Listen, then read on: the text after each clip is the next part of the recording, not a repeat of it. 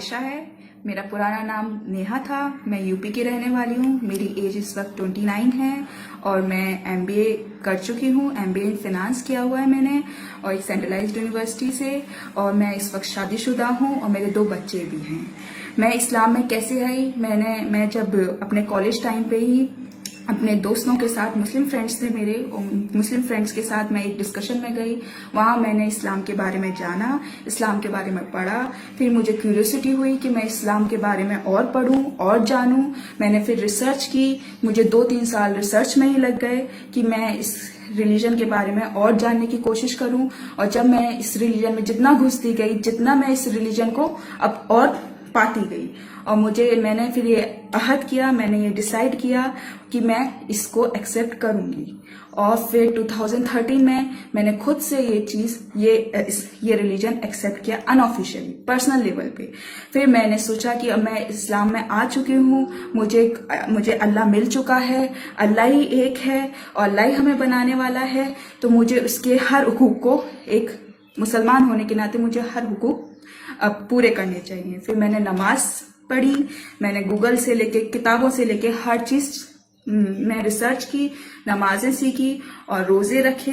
ये सब मैं अपने पर्सनली अपना स्ट्रगल करती चली गई। ये मेरा स्ट्रगल है जो मैं आपको ब्रीफ में बता रही हूँ। फिर मेरे 5-6 साल ऐसे निकल गए। मैं जॉब भी कर रही थी उस समय, एमएनसी में मैं वर्किंग भी थी और उसके अर्न भी कर रही थी।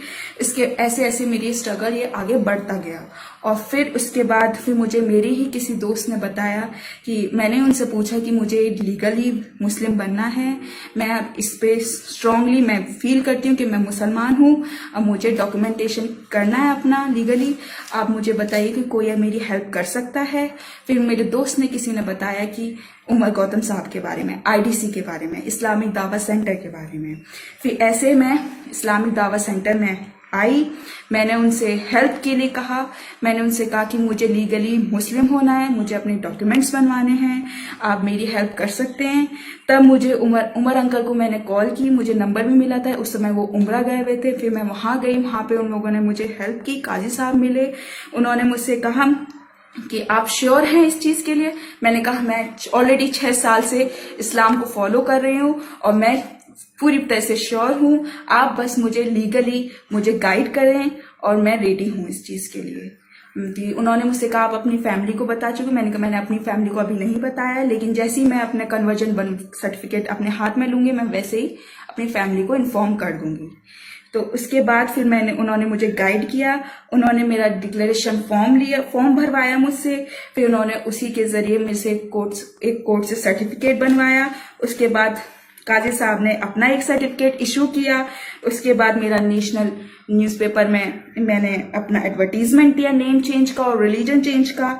और उसके बाद फिर मैंने गैजेट ऑफ इंडिया में जाके, ऑफिस में जाके मैंने अपने सारे सर्टिफिकेट्स, सारे डॉक्यूमेंट्स दिए और आफ्टर 2 वीक्स मेरा रिलीजन चेंज हो गया और नेम चेंज हो गया और 2018 में लीगली मुस्लिम हो गई। इसमें मुझे किसी ने कोई दबाव नहीं डाला, किसी ने कोई मुझे लालच नहीं दिया। और जिस तरह ये सारी बातें उमर अंकल और काजी साहब के बारे में मीडिया में आ रही हैं, सब फेक हैं, बेसलेस हैं। मैं खुद एक इसका एग्जाम्पल हूँ।